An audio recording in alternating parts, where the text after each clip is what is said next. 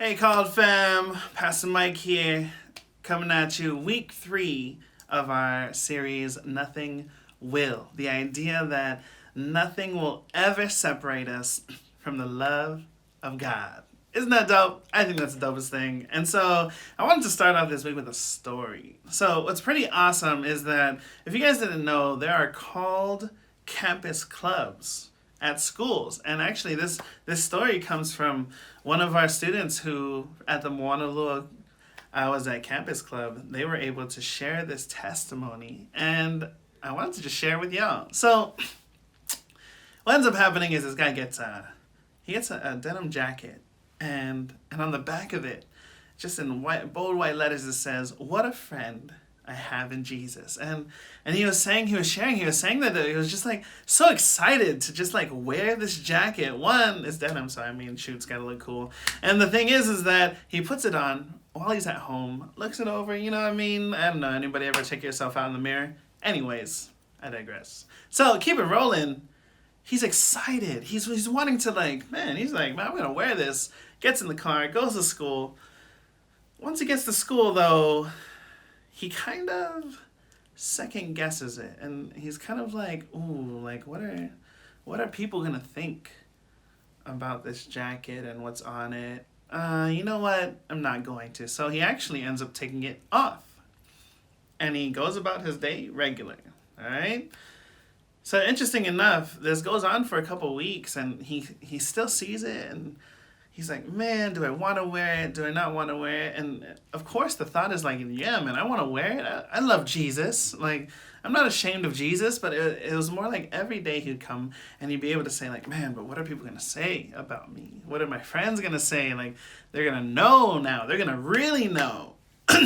So a couple weeks goes by, and he finally builds up this courage where he understands that he does love Jesus and that Jesus loves him. And so he goes to school, puts on that jacket, and he heads out of the car to go into campus. And what ends up happening? The very first person that sees what a friend I have in Jesus comes up to him and goes, man, that's disgusting that you follow Jesus. Ew. Walks away. Doesn't even have a conversation. But man, that was the very first thing. I don't know. Would anybody have like taken it off at that point in time? That's a little weird. But he ends up still wearing it. He just takes it because once again, he had already thought through what this love means. So he's continuing on, and another person comes up to him. Another person comes up and goes, do you really believe that? And he's just like, What do you mean? Like, do you believe that Jesus is your friend? And the guy goes, yeah, I do. He ends up having a really good conversation that, ends on a good note, but it's just that those two instances of people bringing up his jacket, one was saying like, oh, ew, that's disgusting, and another one just like disbelief, like, do you really believe that? I would have to say that would have to be like modern day persecution. You know what I mean? Like, if you were thinking of what it is that as you follow Jesus, that's kind of like what you'll encounter. You'll encounter more people that say no to Jesus than yes. So, but the thing is that comes to mind is that, has that ever happened to you before? Like, has anyone ever like known that you follow Jesus and kind of questioned you on it? Well, I wanted to like let you guys know that I have like a couple things too. I have like this super bright orange shirt that says play hard, pray hard. And I'm just down for whatever, but maybe because it's super bright, people don't even talk to me. But anyways, there's just like different spaces where you're able to show Jesus. That's just one of the ways. And interesting enough, right?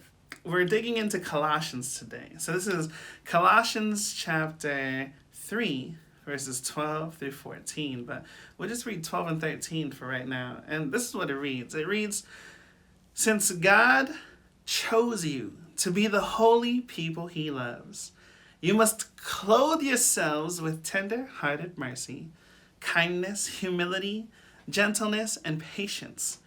Make allowance for each other's faults and forgive anyone who offends you. Remember, the Lord forgave you, so you must forgive others.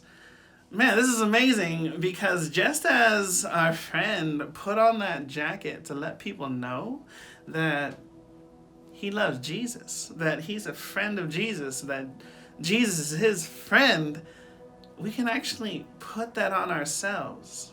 But not really just like a regular jacket. The idea is that we would walk around and people would know who we follow by the way we do things. Like, are we showing mercy? Are we having patience? Are we kind? Are we gentle? Do we forgive people? We put that on every day, and it's a choice.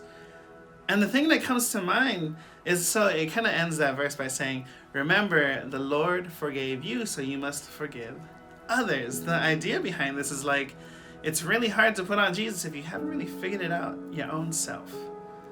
And we're in this space is that because Jesus loves us so much, remember, nothing will ever separate us, that this is how we show that we have Jesus.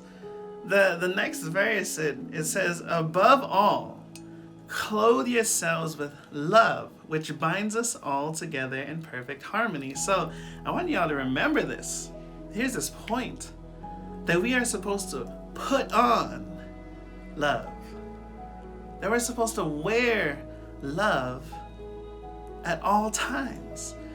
And the only reason why we're able to put on this love is because we have a love of God that just surrounds us, that just is all around us, and it's what we're able to do. It's what we're able to like live through. Like, I'm only able to put on this love because God loved first.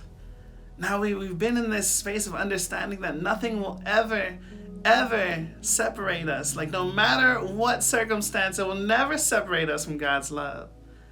And you have to know that, like, if you don't know what this love is, you need to ask more questions. If you don't know what this love is, find out. Don't just be like, God doesn't love me, and walk away. No, I challenge you to ask the hard questions, because our Jesus has the answers. Now, the thing is that it is hard, because you will run into, more likely, you'll run into people who don't like Jesus. You'll run into people who will be like, oh, why are you giving money to the poor? Why are you giving food? Why are you going out of your way to help someone? Why are you doing that? Why are you being kind? You know, if anything, why we would put on love is that we're able to love in situations that don't make sense. That because of Jesus' love on us, that we know he loves us so much. Then the previous weeks we went over John 3:16. Like, Jesus gave his life for us. And it doesn't make sense. It doesn't make sense. And so that's the kind of love that we put on.